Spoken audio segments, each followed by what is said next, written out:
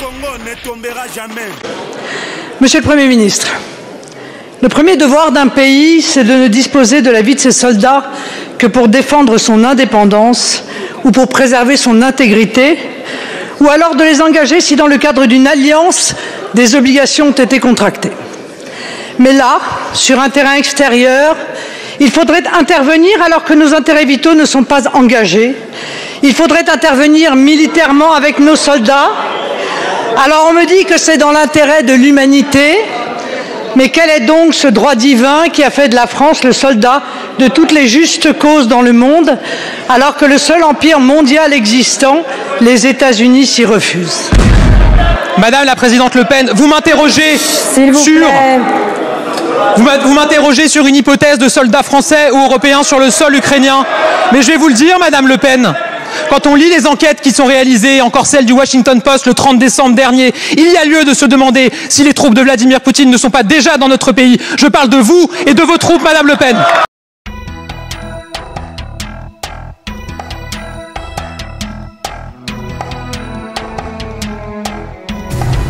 Sauvons l'Afrique.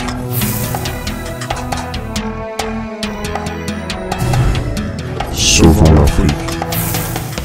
Le Premier ministre français, Gabriel Attal, s'attaque brutalement à Marine Le Pen, l'opposante.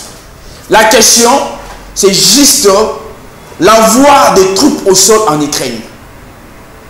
De l'autre côté, les opposants disent non, de ne plus envoyer de troupes. De l'autre côté, la majorité dit oui, d'envoyer des troupes au sol. Est-ce que la population française a une décision à prendre pour l'avenir de leur pays? Question mark. Bonjour, c'est votre frère Neville Toko. Aujourd'hui, on va parler de la France et de la politique d'Emmanuel Macron. On va suivre les débats. Ces débats consistent à gauche, Gabriel Attal, Premier ministre français, et à droite, Marine Le Pen, présidente des opposants. Maintenant, le débat se poursuit sur l'envoi des troupes au sol.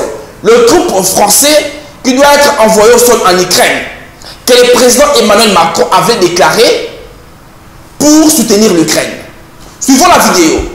Mais j'aimerais dans cette vidéo voir vos commentaires. Surtout, je demande au peuple français de ne plus rester bouche bée. Réagissez-vous. Même vous, les Africains qui vivent en France, en Europe, réagissez-vous. Je veux voir vos commentaires par rapport à cette vidéo.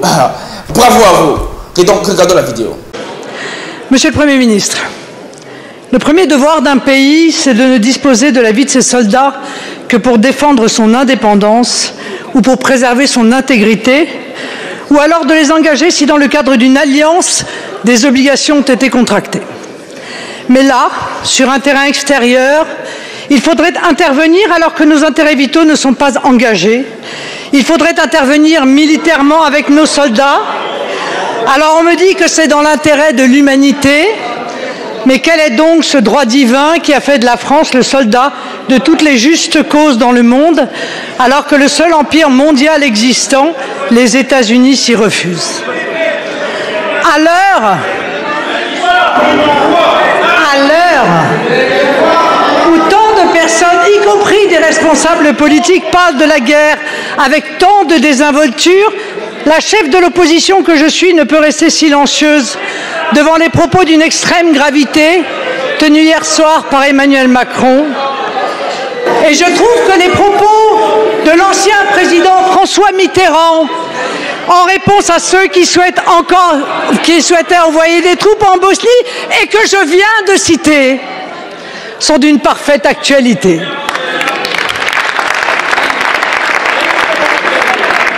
En affirmant que l'envoi de troupes au sol n'était pas exclu, Emmanuel Macron a franchi une étape supplémentaire vers la cobelligérance, faisant planer un risque existentiel sur 70 millions de Français, et plus particulièrement sur nos forces armées déjà déployées à l'est de l'Europe. Les réactions internationales qui se multiplient démontrent que cette inquiétude se diffuse en Europe et dans le monde entier. Bien sûr, La Constitution confie au président de la République l'engagement des forces armées.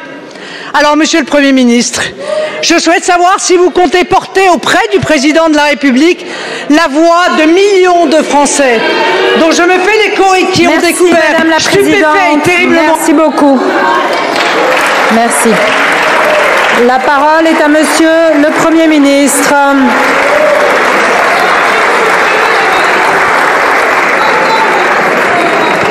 Merci Madame la Présidente, Mesdames et Messieurs les députés, Madame la Présidente Le Pen. On avait failli y croire. On a failli y croire quand on a commencé à vous entendre donner l'impression que vous dénonciez l'agression russe contre l'Ukraine, alors même que vos députés européens ont systématiquement voté contre toutes les sanctions qui étaient proposées contre la Russie, contre les oligarques. On avait failli y croire quand on vous a entendu, avec le plus grand des cynismes, rendre hommage à la mémoire d'Alexeï Navalny, alors que vos députés ont refusé de voter les textes qui étaient proposés au Parlement européen en soutien à cet opposant russe mort dans les geôles de la Russie. Et la réalité, Madame la Présidente Le Pen, c'est que vous attendiez la première occasion pour rappeler les vraies fidélités qui sont les vôtres. Que vous attendiez la première occasion pour montrer le vrai visage qui est le vôtre. Le visage d'une responsable politique qui refuse tout simplement de reconnaître qu'il y a une guerre initiée par un pays autoritaire, un pays où les opposants meurent dans des geôles, c'est la Russie. Qu'il y a une guerre imposée à l'Europe qui frappe un pays, une démocratie, c'est l'Ukraine. Madame la Présidente Le Pen, vous refusez visiblement de voir que ce n'est pas seulement une guerre contre l'Ukraine qu'a engagé Vladimir Poutine. C'est aussi une guerre contre des valeurs qu'il exècre, les valeurs de la démocratie, les valeurs de la liberté.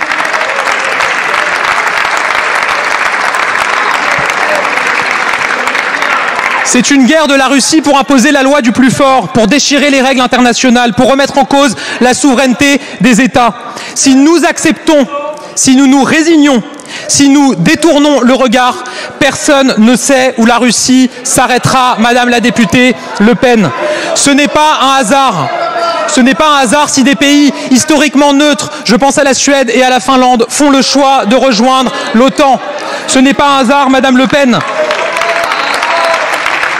Ce n'est pas un hasard, Madame Le Pen, si, comme le rappelait le président de la République hier, ce qui paraissait impossible pour l'Europe il y a encore 2 ans, la livraison d'armes, s'est finalement réalisé. La Russie pensait écraser l'Ukraine en quelques jours. Elle s'est heurtée à une résistance exceptionnelle du peuple ukrainien. Et si nous vous avions écouté à l'époque, nous n'aurions pas accompagné les Ukrainiens face à cette agression. La Russie imaginait les démocraties faibles. Nous l'avons surprise par la force de notre réaction et de notre soutien aux Ukrainiens. Alors oui, le Kremlin mise sur la lassitude et sur l'usure. Le Kremlin mise sur l'oubli et la complaisance de ceux qui l'ont soutenu, défendu, voire idolâtré. Alors oui, la Russie durcit le conflit.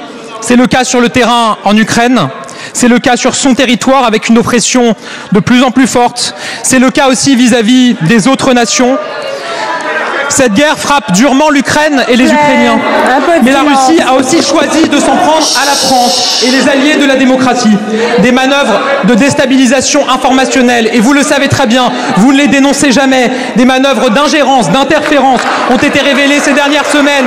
Ça ne vous pose aucun problème. Aucun problème. Cette entreprise de déstabilisation massive, Madame Le Pen, ne s'arrêtera pas si nous ne réaffirmons pas notre soutien plein et entier aux Ukrainiens pour se défendre. C'est ce qu'a fait le président de la République hier. Madame Le Pen, quand on regarde les positions qui sont les vôtres, qui ont été les vôtres, Madame Le Pen, vous défendiez une alliance militaire avec la Russie. Pas il y a 10 ans, pas il y a 5 ans, il y a seulement 2 ans, c'était dans votre programme pour l'élection présidentielle.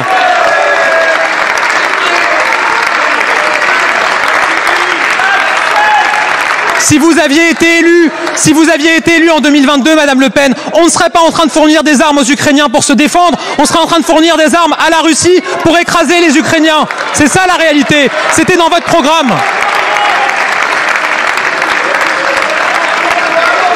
Alors Madame la députée, Madame la Présidente Le Pen, vous m'interrogez sur... Vous m'interrogez sur une hypothèse de soldats français ou européens sur le sol ukrainien. Mais je vais vous le dire, Madame Le Pen, quand on lit les enquêtes qui sont réalisées, encore celle du Washington Post le 30 décembre dernier, il y a lieu de se demander si les troupes de Vladimir Poutine ne sont pas déjà dans notre pays. Je parle de vous et de vos troupes, Madame Le Pen.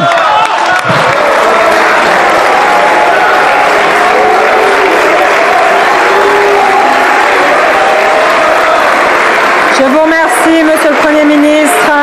S'il vous plaît. Est-ce que vraiment c'est une solution? Est-ce que envoyer les troupes au sol c'est une solution? Je ne sais pas. Est-ce qu'on peut maintenir la paix en envoyant les troupes au sol? Est-ce qu'on peut maintenir la paix en appuyant ou en assistant l'Ukraine? Est-ce qu'on peut maintenir la paix en agressant le Russe? Est-ce qu'on peut maintenir la paix aussi longtemps vous agressez moralement, physiquement, armément la Russie? Je l'ai déjà dit dans la vidéo qui vient de se passer que la Russie, elle est là, elle est négociable. Le président Vladimir Poutine peut négocier à n'importe qui, n'importe où, n'importe où, n'importe comment. Aussi longtemps c'est pour l'intérêt de son pays, il est là pour négocier.